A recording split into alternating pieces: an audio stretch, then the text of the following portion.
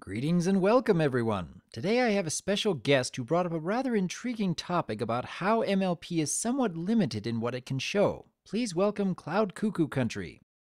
G'day, everyone. Several weeks back, you had come to me with an idea that I think could make for some very good discussion. I myself have been curious about whether MLP really could put in more true-to-life topics in their stories. Take it away, Cloud. My Little Pony: Friendship is Magic is a show that takes risks in the realm of children's animation, but it's also a show that likes to play it relatively safe when compared to most progressive media in general. And I think that this is especially congruent in the episodes where the writers have decided to tackle real-life political issues. Sort of. You see, children's entertainment companies like Disney, Warner Brothers, DreamWorks, etc. have a risk-taking mode and a play-it-safe mode for money-making.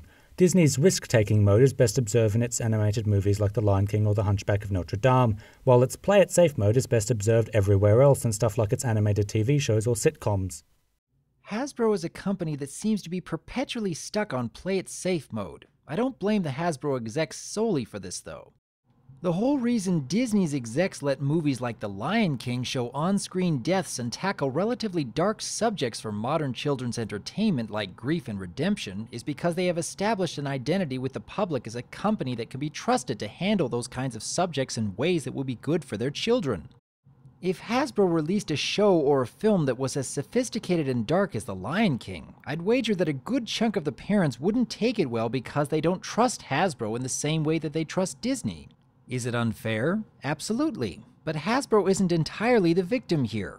They could always just release challenging stuff regardless and let the parents scream their heads off, but Hasbro execs don't seem to have the interest to try it, apparently.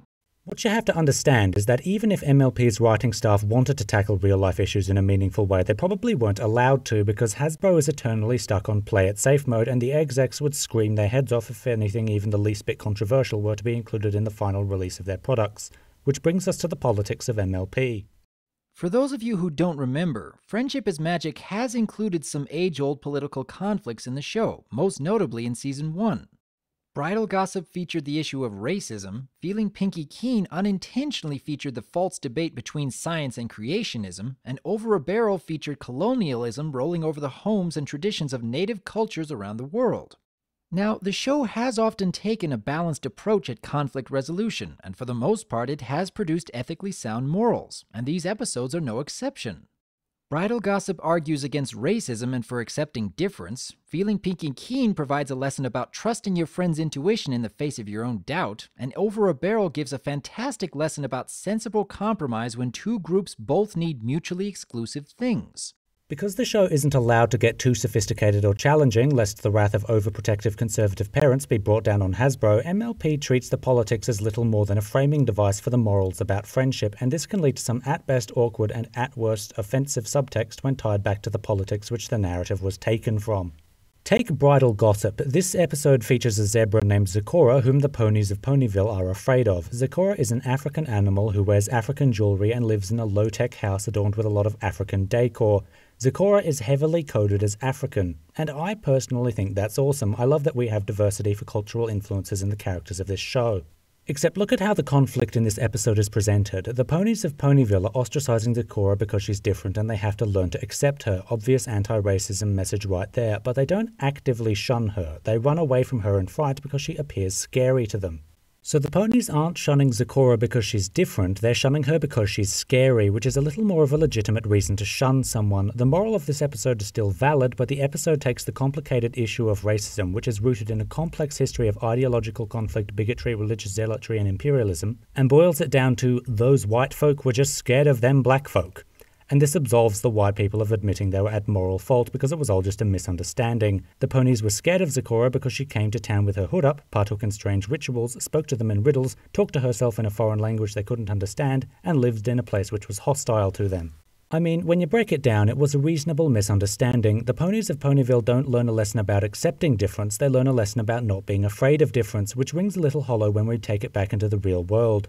Racists in real life aren't scared of other races and will come around once they know they aren't a threat. They have contempt for other races and view them as inferior to themselves. If the show wanted to do a lesson about accepting difference, then they should have had the Ponyville ponies actively shun Zecora and then learn to accept her difference. It would be interesting to see whether the MLP staff really could take a bit more realistic stance on racism, but I would have to agree that if Hasbro did allow the writers to try it, that the risk of alienating some of their viewers is more than enough to keep them on the play it safe mode. However, given what they had to work with, I'd say that Bridal Gossip does tackle fear of the unknown in a good way. I'm sure that many of us could come up with ideas on how they might have tweaked things here and there to make for a better story, but I am still impressed with how well they managed to pull it off as is. What confuses me is that Bridal Gossip is an obvious allegory for real-life racism from a post-civil rights movement white perspective, but I reckon that this topic would have been better addressed if they perhaps used tension between the already established pony races of unicorns, earth ponies, and Pegasi to give the lesson about racism instead, since the moral would still apply to real life, but it wouldn't be so indicative of real-world politics, and the problem which I mentioned wouldn't exist. That is a very interesting thought, and then perhaps the writers could have introduced the character of Zecora in an episode that didn't focus on racism. In Over a Barrel, the episode takes the Western conflict of cowboys versus Indians and resolves it by giving a moral on compromise. Compromise is a good thing to strive for when two sides have equal merit to their goals and values. Except, do you see the problem in framing the moral of compromise in the context of cowboys versus Indians? I hate to break it to everyone, but the Native Americans have the moral high ground in this conflict, historically speaking. If you know your history, then you'll know that when European settlers came to places like America, they devastated the native people there, killing them, enslaving them, kicking them off their land, and doing all sorts of horrible things to them. And talking about compromise here isn't balanced. The episode, for fear of showing anything heavier than land being taken, displays the grief of the coded Indian buffalo as those colonists are interfering with our traditions. The buffalo don't actually need that land the settlers built on, they just like to run across it to keep up their traditions. But the grief of the Native Americans goes far beyond having their traditions interrupted. The resolution of find a compromise works in the conflict presented in the show, but it's an insult to the actual historical conflict it's using to deliver the moral. It's a little difficult to find a balanced compromise when one side has slaughtered and enslaved a good chunk of the other side. At the very least, I'd say that the MLP staff were able to introduce a conflict in a way that entertains the children as well as the adults. Granted, they didn't put in the most realistic portrayal of cowboys and Indians, but I'd be willing to bet that there are at least a few children out there who became curious about learning more of the real history behind the conflict just from watching this episode. Children will learn more about history at some point in their schooling, but if MLP actually did help to encourage that learning in some way, then I'd still say it's a job well done. Feeling Pinkie Keene accidentally drudged up the old conflict between creationism and science, and the writers admitted they didn't mean to make a political statement with this episode, so I don't hold a personal grudge against it, but it does speak to how careless the writing staff can be with their subtexts. When Twilight uses words like science and facts, and Pinkie uses words like believe and faith, it invokes the creationism versus science false debate due to the parallels of language. Having faith in your friends in the face of your own doubt is a good moral, but since it's linked to the real-life conflict which is all about faith versus science, it ends up accidentally making a political statement. It frames science as something that tears friendships apart, and faith as something that brings people together. This is the example of politics being used sloppily that has ignited the most anger amongst the bronies, but it's the one that I personally take the least amount of issue with. Feeling Pinkie Keene is one of those episodes that I can completely understand as to why it tends to rub people the wrong way. But even though it may not have been the intent of the writers to put in this kind of debate, there are some things about the episode which I think they did rather well, even if it was unintentional. I like the fact that even though Twilight firmly believes that something like the Pinkie sense doesn't exist, she is at least willing to try to understand it. And even though Pinkie doesn't quite understand some of Twilight's methods, she was willing to allow Twilight to experiment on her. I'd say that perhaps some of their mannerisms went a little too far for the episode, but the willingness of both to consider the other's point of view is still there. So even in an unintentional way, the writers still managed to put in something worthwhile, even if it isn't all that much. This rant has been in my mind for a while, but I put it into an essay now because I suspected that the most recent episode, Bats, was going to fall into the same trap.